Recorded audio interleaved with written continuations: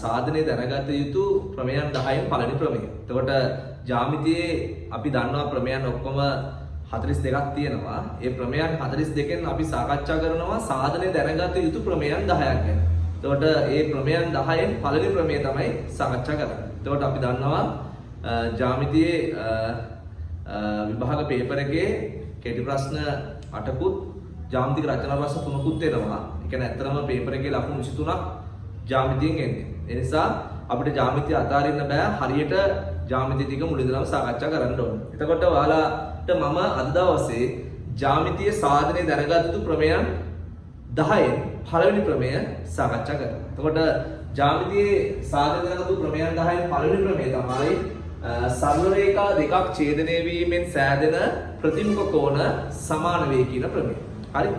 එහෙනම් අපි මේ ප්‍රමේය මෙන්න මෙහෙම සාධනය කරමු.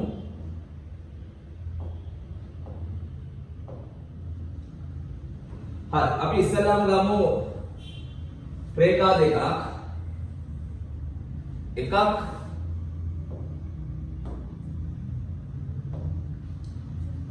AB රේඛාව අනිත් එක CD. මෙන්න මේ රේඛා දෙක ඡේදනය වෙනවා ඕලක්ෂයේදී ඡේදනය වෙනවා. එහෙනම් මේ ප්‍රමේයදී කතා කරන්නේ සරල රේඛා දෙකක් ඡේදනය වීමෙන් සෑදෙන ප්‍රතිමුඛ කෝණ සමානයි කියන කතාව. එහෙනම් ප්‍රතිමුඛ කෝණ කියන්නේ මොකද්ද? ප්‍රතිමුඛ කෝණ කියන්නේ දැන් අපිට මෙතනදී ගන්න පුළුවන් මේ AB හා CD සරල රේඛා දෙක ඕවලදී ඡේදනය වෙනවා. එතකොට ඕවලදී ඡේදනය වෙනකොට මෙතන හැදෙනවා කෝණ කීපයක්. දැන් මෙන්න මෙයාට මෙයා ප්‍රතිමුඛයි. මෙන්න මේ කෝණයට මේ කෝණය ප්‍රතිමුඛ කෝණ වෙනවා. හරි. එහෙනම් බලමු අපි සාධනයේදී ඉස්සල්ලාම අපි දත්තය ලියාගමු. දත්තය තමයි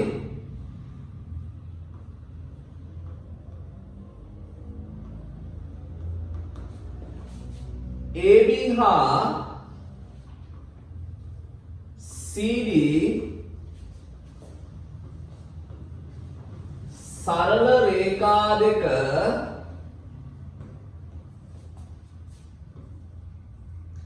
ඕහිදී ඡේදනය වේ. දැන් ළමයි මෙන්න මේ AB රේඛාවයි CD රේඛාවයි ඕවලදී ඡේදනය වෙනවා. අපි මෙයාගේ සාධනය කරන්න ඕනේ. සාධනය කළ යුක්ත වෙනවා.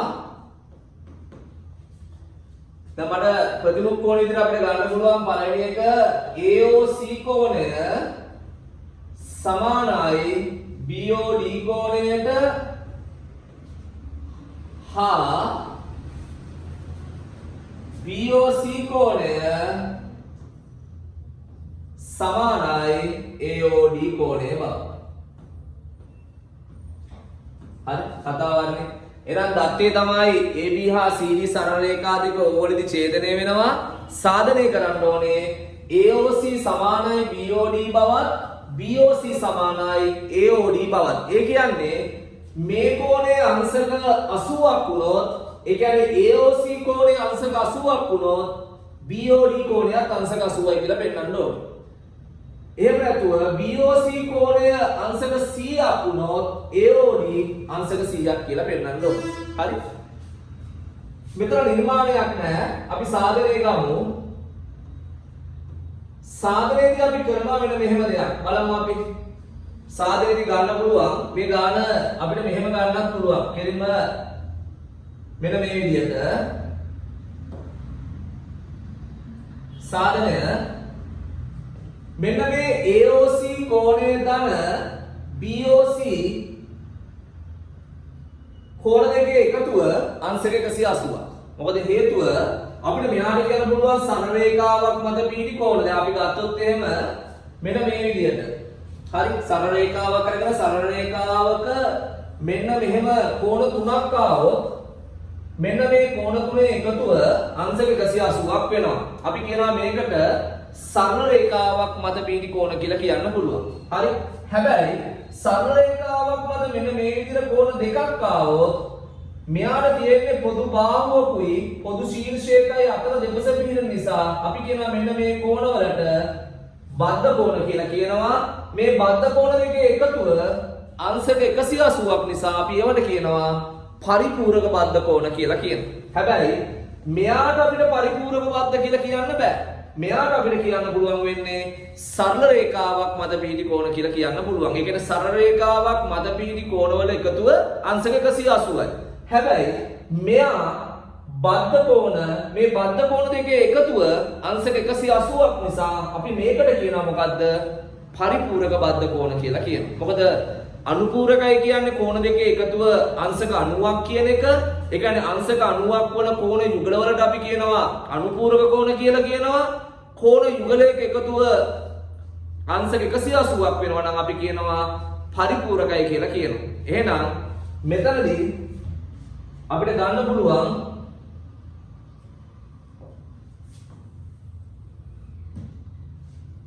හරි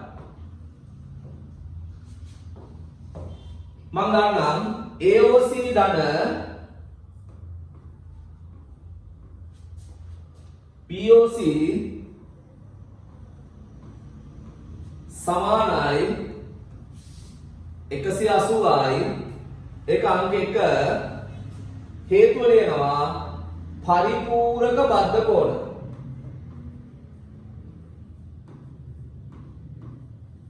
පරිපූරක බද්ධ කෝණ. හරි ඊළඟට ගන්න පුළුවන් දැන් මේ දෙන්නගේ එකතුව 180යි. මෙයා දන මෙයා 180යි. පරිපූරක බද්ධ කෝණ. දැන් මේ දෙන්නගේ එකතුව 180ක් වෙනවා වගේම මේ දෙන්නගේ එකතුව අංශක 180යි. ඒක ලියාගමු අපි BOC ධන BOD සමානයි අංශක 180යි. ඒකට හේතුව පරිපූරක බද්ධ කෝණ. දැන් බලන්න මෙතනදී මේ දෙන්නගේ එකතුව 180යි මේ දෙන්නගේ එකතුවත් 180යි. හරි. එහෙනම් මෙන්න මේ දෙන්නගේ එකතුව 180ට සමාන වෙනවා. BOC තන BOD 180ට සමාන වෙනවා.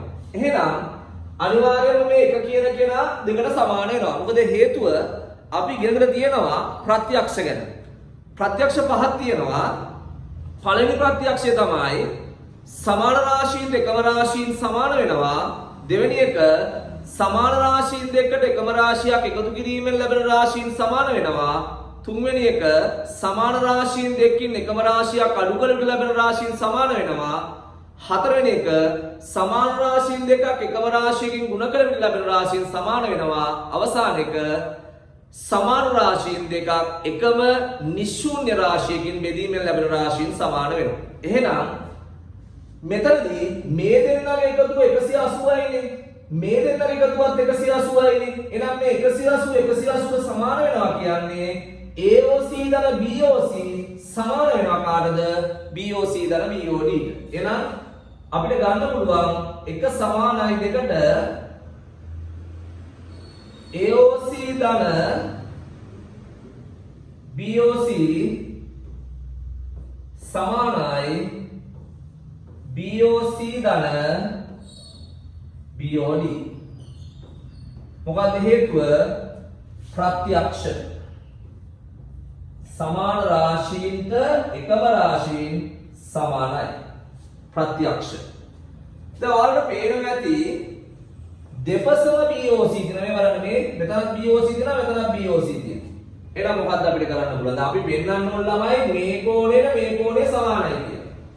ආයෙ පෙන්වන්න ඕනේ මෙයාට මෙයා සමානයි. ඒ කියන්නේ සරල රේඛා දෙකක් ඡේදනය වීමෙන් සෑදෙන ප්‍රතිමුඛ කෝණ සමානයි කියලා තමයි පෙන්වන්න ඕනේ. එහෙනම්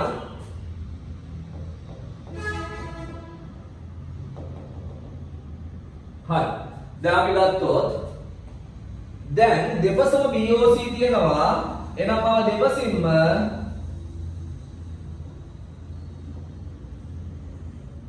BOC කෝණය අඩු කිරීමෙන්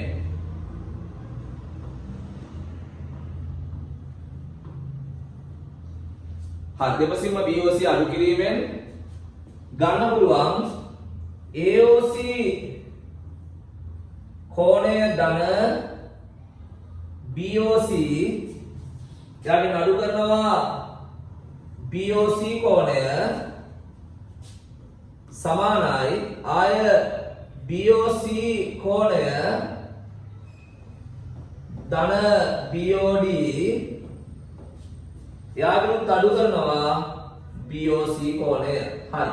දෙපසින්ම එකම රාශී අඩු කිරීමෙන් ලැබෙන රාශියුත් සමානයි. හේතු තමයි ප්‍රත්‍යක්ෂ. හරි. දැන් මෙයා කැපෙනවා. අපිට ගන්න පුළුවන් එම නිසා AOC සමාන වෙනවා කාටද? BOD ට. හරි. ඔන්න අපි එකක් කරලා ඉවරයි. ඒ කියන්නේ AOC සමානයි BOD. ඒ කියන්නේ මේ කෝණයට මේ කෝණය සමානයි කියලා අපි ඔප්පු කරා. හරි. එහෙනම් අපිට එලෙසම ගන්න පුළුවන් එලෙසම BOC සමාන වෙනවා කාටද? AOD කෝණයට.